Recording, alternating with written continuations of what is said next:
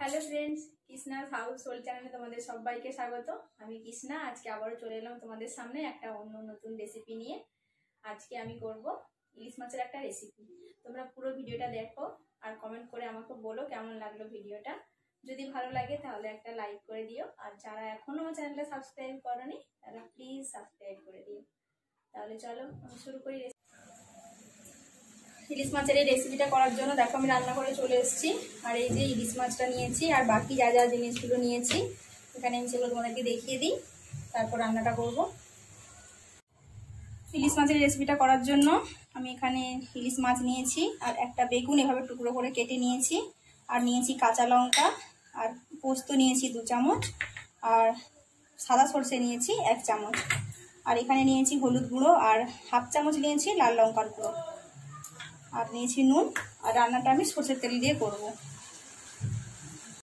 দেখো একটা কড়াই বসিয়ে কড়াইটা গরম হয়ে গেছে।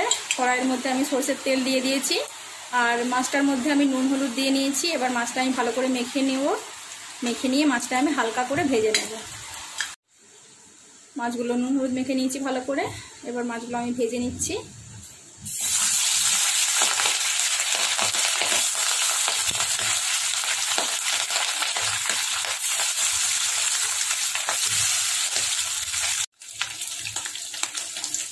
মাছটা দেখো এবার আমি একটু পাল্টে নিচ্ছি। মাছটা কিন্তু খুব বেশি কড়া করে আমি ভাজবো না, জাস্ট হালকা করে একটু ভেজে নেব।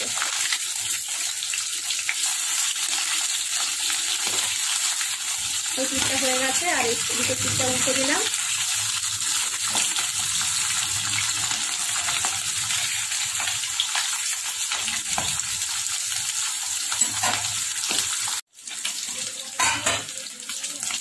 মাছটার ওই পিঠটাও হয়ে গেছে ভাজা। এবার আমি মাছটা তুলে নেব।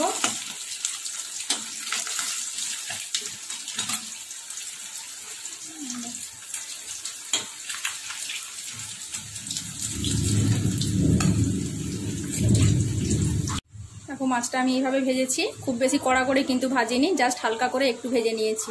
এবার এই তেলের মধ্যে আমি বেগুনগুলো ভেজে নেব। এবার এই তেলের মধ্যেই আমি বেগুনগুলো ভেজে নিচ্ছি। বেগুন আমি আগে থেকে নুন হলুদ মাখিনি, তেলে দেওয়ার পর আমি নুন হলুদটা দিয়ে দেবো। বেগুনগুলোকে দিয়ে দিচ্ছি আমি নুন, আর দিচ্ছি হলুদ গুঁড়ো একটু। বেগুনটা আমি ভেজে নেবো লাল লাল করে। দেখো বেগুনটা আমার লাল লাল করে ভাজা হয়ে গেছে। বেগুনটা আমি এবার তুলে নিচ্ছি। বেগুনটা আমি এবার তুলে নিচ্ছি। মাছের উপরেই বেগুনটা আমি তুলে নিচ্ছি।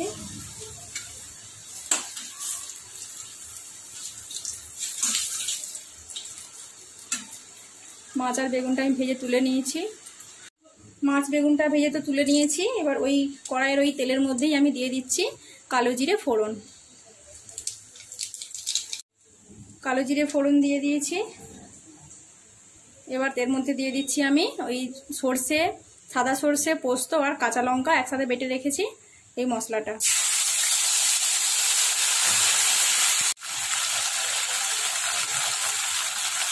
মশলার উপর দিয়ে দিচ্ছি হলুদ গুঁড়ো 1 চামচ আর লাল লঙ্কার গুঁড়ো 1/2 চামচ।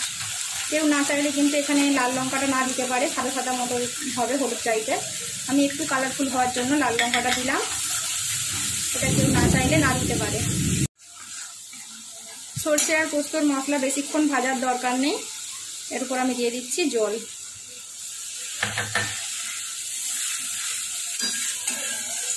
জলটা যে যার দেখে নিজের মতো দেবে, সে যেইভাবে গ্রেভি রাখতে চাইবে। আমি এখানে আরো 1 বাটি মতো জল দিয়েছি। তারপর ঝোলটা ফুটতে শুরু হয়ে গেছে। এবার আমি এর মধ্যে দিয়ে দেব ভেজে রাখা মাছ আর বেগুনটা।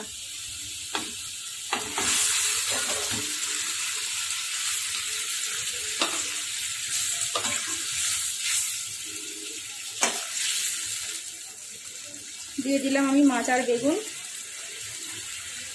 এবার আমি ঢেকে বেশিক্ষণ না 2-4 মিনিট ফুটতে দেব।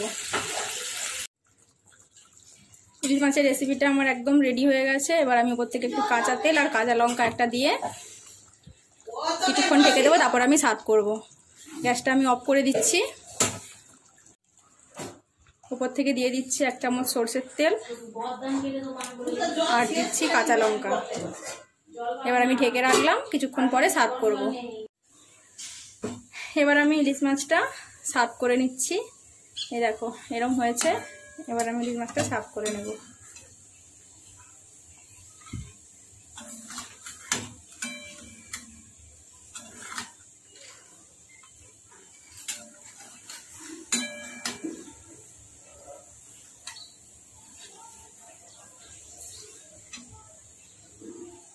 দেখো পুরো ইলিশ মাছটা আমি সার্ভ করে নিলাম। তোমরা পুরো ভিডিওটা দেখো, কেমন লাগলো আমাকে কমেন্ট করে বলো কিন্তু।